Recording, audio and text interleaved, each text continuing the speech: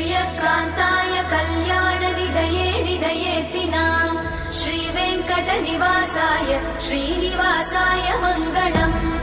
लक्ष्मी सविभ्रमालोकसुभ्रूविभ्रमचक्षुषे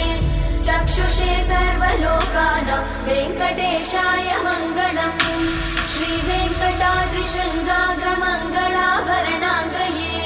मङ्गलानां निवासाय श्रीनिवासाय मङ्गलम्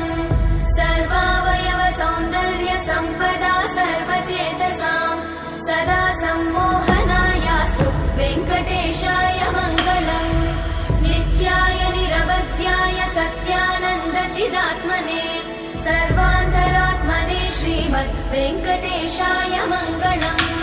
स्वतः सर्वविदे सर्वशक्तये सर्वशेषिने